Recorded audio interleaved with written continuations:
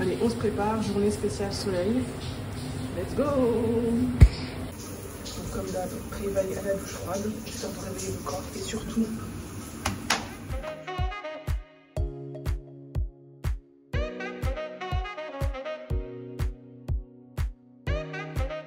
Bonjour les beautés, donc aujourd'hui préparation en douceur mais efficace et je vais vous révéler quelques astuces. Donc la première, moi je me rince toujours le visage à l'eau bien fraîche pour réveiller le visage, relancer la circulation sanguine et toujours au gant tout simplement pour le côté un petit peu tonique, réveiller le visage, enlever les petites saletés. Ensuite, mon préféré c'est le vinaigre de cidre. Je vais vous faire une confession, moi je suis pas du genre à me laver le visage au savon tous les jours, pas du tout, il y a des fois c'est juste je rince. Et le vinaigre de cidre a une action un petit peu exfoliante grâce aux acides HA, qui sont des acides de fruits qui vont avoir une action bien tout simplement exfoliante, mais de manière chimique. Ce qui fait que ma peau, elle est plutôt lisse, sans trop de saleté et ça compense un petit peu. Ensuite, mon éternelle huile de souchet, je l'aime bien parce que c'est à la fois une action soi-disant anti-repousse-poils. Bon, on verra vu que je fais déjà du laser, donc est-ce que ça a vraiment une action sur moi? Et surtout, c'est une huile qui est assez légère et assez intéressante du coup pour le visage. Avoir un visage nourri mais pas non plus trop chargé en matière grasse on va dire. Bon là c'est les sourcils, j'aime bien, ça donne un visage qui est bien ouvert. Le brossage de dents, étape indispensable, bien évidemment le brossage de dents c'est après avoir mangé et c'est une marque que je teste, donc la marque c'est Natessence Bio. C'est un petit peu comme les Abio et ce que j'aime bien avec eux c'est qu'ils ont une gamme de dentifrice tout simplement qui sont sans menthe et sans fluor.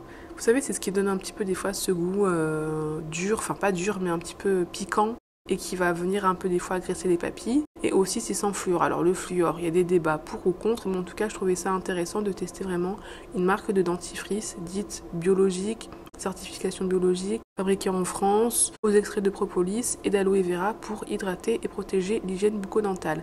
Alors les filles, les meilleures lèvres, c'est pas les lèvres pulpeuses ou des lèvres bien dessinées, ce sont des lèvres qui sont bien nourries et bien hydratées parce qu'il n'y a rien de pire que d'avoir des lèvres craquelées, sèches. Ensuite les lentilles, pas besoin de faire un dessin.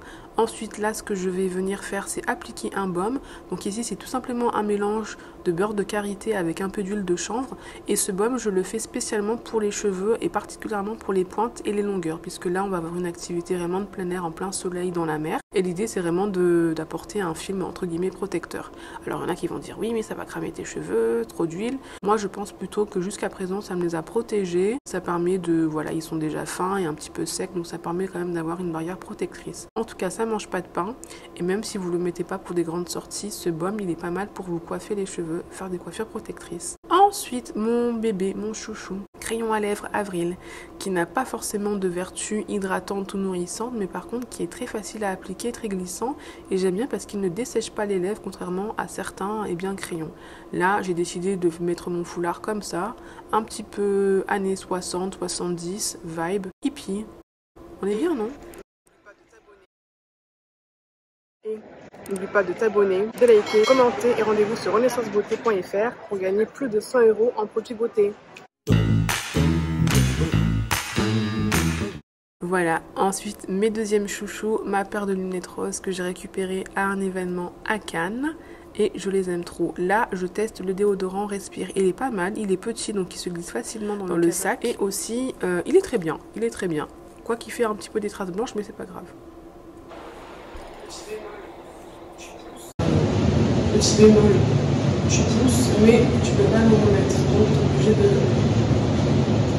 faire comme ça. Et là, il remonte bien. Et pour terminer, la crème solaire, parce que là où je vais, il y aura beaucoup de soleil et j'ai envie de protéger ma peau. Alors, il faut savoir que oui, les peaux foncées, les peaux noires peuvent prendre des coups de soleil. La peau peut brûler, surtout que a priori, pour nous qui avons vécu ici en Europe, notre peau elle est plutôt habituée au climat européen qu'africain, donc forcément le soleil c'est peut-être pas non plus... Bon, elle est protégée, la mélanine quand même, on va pas se mentir, mais il faut pas croire que parce que tu as une peau foncée, il n'y a pas de risque. On a peut-être même tendance à minimiser. Il faut savoir que moi, si je mets de la crème solaire, c'est principalement à cause du laser. Déjà de 1 pour entre guillemets ne pas bronzer, même si finalement on se pose la question est-ce que la crème solaire empêche vraiment de bronzer? Je ne suis pas sûre puisque le laser a besoin d'avoir un contraste entre la peau et les poils. Et c'est également pour protéger ma peau des rayons UV. Je me dis je fais déjà du laser, donc de la lumière à haute fréquence plus les UV. Est-ce que ça risque pas à un moment donné d'avoir des répercussions sur le long terme, même s'il n'y a aucune étude qui est prouvée en ce sens, et même s'il n'y a non plus aucune étude qui prouve que la crème solaire va me protéger de potentiels effets. Mise de côté le laser. Peut-être, enfin bref, sachez que je mets la crème solaire parce que je me protège vraiment du soleil. J'ai pas envie d'avoir des soucis, des petites brûlures, même si finalement tu peux attraper des coups de soleil avec la crème solaire, ça m'est déjà arrivé. Enfin, ça fait quand même une protection. Mais voilà, à savoir que je suis pas trop fan de la crème solaire parce que j'ai du mal à m'appliquer quelque chose qui n'est pas une huile sur mon corps. Donc j'ai l'impression de m'appliquer quelque chose qui est un petit peu étranger. Mais bon, on va se dire que ça fonctionne, on est positif, on manifeste. Le positif, la crème solaire est bonne pour moi. Maintenant, ma préparation est terminée, elle est plutôt simple. Ce qui fait vraiment la différence, je trouve, c'est bien le crayon à lèvres, les lèvres roses et la petite paire de lunettes. Et je trouve que le foulard sur les cheveux, ça donne une vibe vraiment trop cool. Et puis ça protège un peu les cheveux, puisque mes cheveux sont fins, ils ont besoin de protection aussi. Allez, abonne-toi et rendez-vous pour l'activité.